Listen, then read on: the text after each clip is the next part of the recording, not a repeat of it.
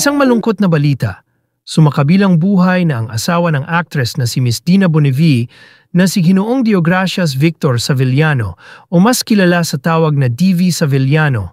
Siya ay 65 taong gulang. Ngayong araw ng Martes, Enero 7, the Provincial Government of Ilocos Sur announced his passing in a heartfelt Facebook post.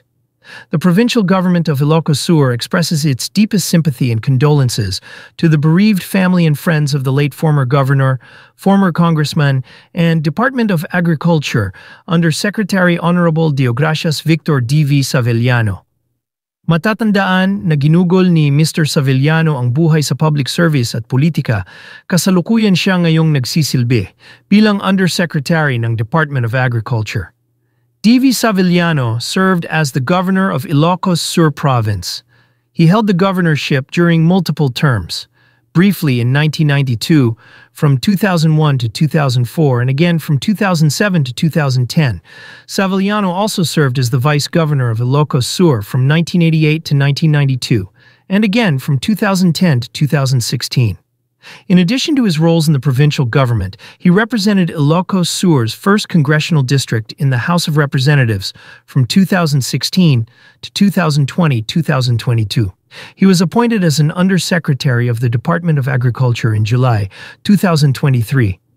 Nagpaabot din ng pakikiramay at dalamhati sa pagpanaw ni Mr. Savellano ang National Tobacco Administration. Bahagi ng kanilang post ang pagkilala sa malaking naiambag nito sa industriya. During his 2 terms as governor of Ilocos Sur, he initiated the Kabsat Caravan, a prosperity program giving free farm machineries and inputs to all farmers in the province, including the tobacco farmers. His dedication, leadership, and invaluable contributions to the agency and to the upliftment of the life of the tobacco farmers will forever be remembered. Our heartfelt condolences go out to his family, loved ones, and colleagues during this difficult time. His legacy continues to inspire us. Ikinasal si D.V. Savellano sa veteran actress na si Dina Bonnevie noong 2012 at una silang nagkita noong 1991 habang ginagawa ni Miss Dina ang pelikulang Hanggang Saan, Hanggang Kailan.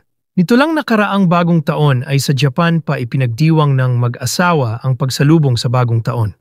Sa mga oras na ito ay hindi pa nabanggit kung ano ang dahilan ng ikinamatay ni Mr. Savellano. Sa ngayon ay wala pang inilalabas na pahayag si Miss Dina Bonnevie sa pagyaon ng kanyang mister.